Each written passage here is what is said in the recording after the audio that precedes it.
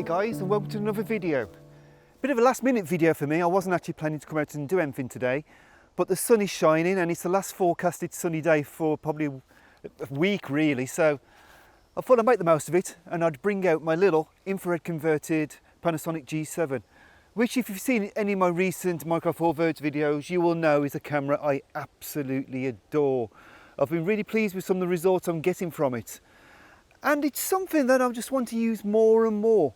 And I think really in these sort of conditions where the light's not amazing, but there is light, it's a perfect time to shoot infrared. But in this video, what I do want to do is I want to discuss with you why I actually chose Micro Four Thirds for my infrared system.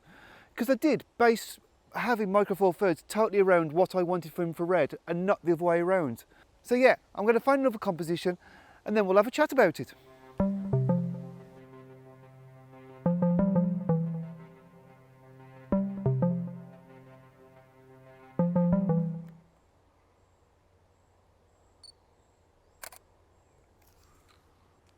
So the first reason why I chose Micro Four Thirds for my infrared system was basically the size. It's such a small compact system that I knew that I'd be more likely to take it out if the camera system was smaller as opposed to it sitting at home in my camera bag. Now, for example, I used to use a Canon 6D modified to 830 NM for infrared, and it was a brilliant camera, but you know what? I had to be pretty dedicated to want to be shooting infrared. I would be going out purposely to shoot infrared and I would never take it out just in case. Now, the G7, whilst it's quite big for a Micro Four Thirds body, not as big as the G9 Mark II, but we won't go there. We're not talking Canon EOS 6D size, are we? We're talking a nice small compact body. And look at the size of the lens, you know. I could throw this in with a full frame gear and still, it takes up no space. It probably takes up less space than a full frame lens, really. So, you know, that was a great reason. Now, keeping on the subject of size, basically it's a smaller system effectively because it's got a smaller sensor, and so it's because it's got a smaller sensor, the lenses can be smaller and the bodies can be smaller. Now obviously it seems that recently a lot of Micro Four Thirds cameras are actually quite large, but what does stay constant is that the lenses are smaller than full frame lenses. Now if you're using a smaller sensor, what this means is basically your depth of field increases. Now, for example, if I'm shooting f8 on full frame or f8 on Micro Four Thirds, I'm always going to have a greater depth of field on the Micro Four Thirds system simply because of the smaller sensor. So what this means, cutting to the chase, is I don't have to use such a high f number to achieve front to back sharpness for my infrared photos. So I don't always have to use a tripod simply because I don't have to have as much light coming through. Basically because I can shoot at, say, f4 instead of f8. So you get the idea. If I've got more light coming in, I've got less chance of having camera shake, I can keep the ISO nice and low, and I can shoot handheld. I'm shooting in woodland handheld at the moment.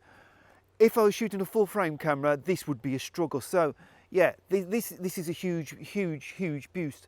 Now, of course, also, image stabilization, I believe the G7 has IBIS, it does have IBIS. This lens has image stabilization in it anyway, so that adds a little bit. I don't find it to be amazing, but even if it just adds a stop's a stop. And really it all helps to just make this nice small compact system which I can just chuck in my bag and take anywhere.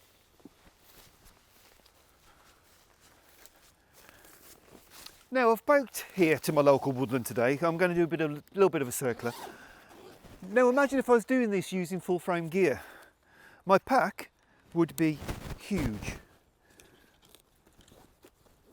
and also incredibly heavy, and I'd have to have another tripod because basically, obviously I've got the video camera and tripod there, but it's only a lightweight tripod. But instead I've got a bag which is pretty much half empty, to be honest, which is lovely. And you know, I think there's a lot to be said for having smaller, lighter camera gear that you can actually carry easy and further and not worry about weight. This would be horrific with a heavier bag. It's also been really cost effective. My infrared modified Panasonic G7 cost me £300 off eBay. The lens I'm using, which is incredibly infrared safe for the Panasonic 12-32, that cost about £100 second hand. I actually got mine as part of the kit with the G100. So there you have it, for about 400 quid. I've basically got an infrared setup that covers from 24mm to about 64mm in full frame terms, which to be honest is pretty much all I need.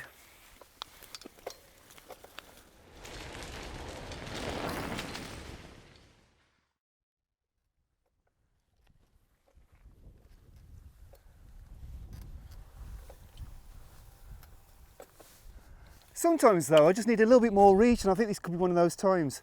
But luckily I've actually just purchased myself a new lens. I've purchased the Panasonic 35-100, so that's what, 70-200mm equivalent. It's about an f4 to about f672, something like that. Okay, obviously I joke. Plastic fantastic, variable aperture. It gets good reviews in all fairity. The lens is supposed to be nice and sharp, and if it's something like the 12-32, which is basically, it's designed to go alongside, I should be really happy. But the problem is, I don't know if it's infrared safe, and that's something you can never really find out, because the camera manufacturer's not going to list whether their lens is safe for a camera which has been modified to infrared, which it wasn't designed to do. So really, there's only one way to find out, and that's actually just to try it. I've paid £130 for it. It's going to be really useful to use with the G100 and the 12-32 anyway for traditional photography, but I'm really hoping that it's good for infrared as well. If it does, I'm going to have the perfect infrared system, in my opinion. Has anyone wanted to find out?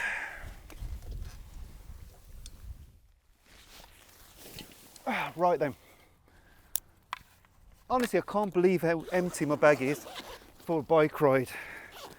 You know, there's next to nothing in there. A jumper, which I'm hoping not going to need. And this, look at the size of this. This thing's crazy. Here's my phone. Here's my lens. Okay, give you an idea how small it is. Crazy. If this works, I am going to be so happy.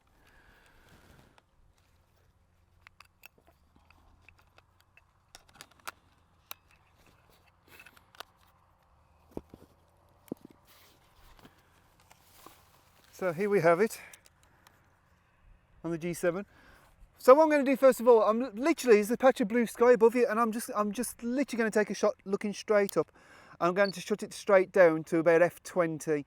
And really what I'm trying to do, so I'm in aperture price, I just want to see if I'm getting a circle hotspot.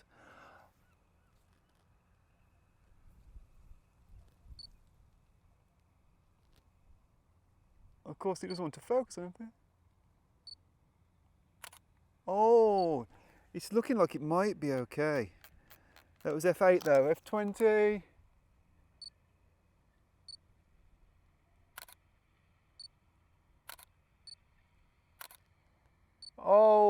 Oh yeah.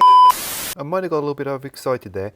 f8 was nice and clean, but f22 does definitely show a hotspot.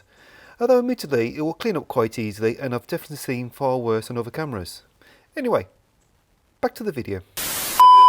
Yes, excuse the excitement, but yeah, that's looking cool. So, I'm hoping you can see me.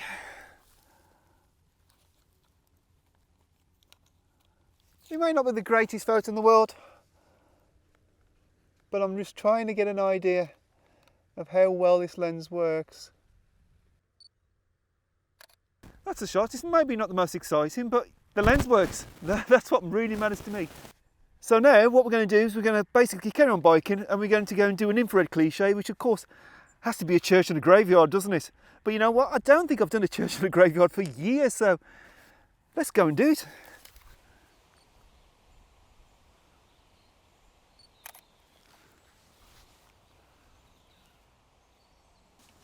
This is such a cliche, but you know what? It looks so good.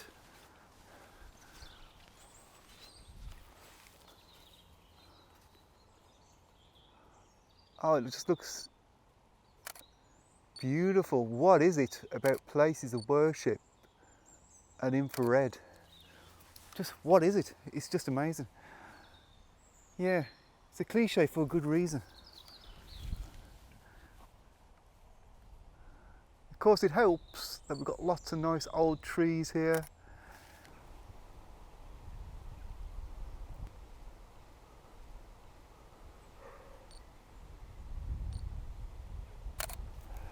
Well, I think I'm going to spare you from any more cliches, and I'm going to end the video there. I think ultimately the reason why I chose Micro Four Thirds above all is the image quality is really nice for infrared.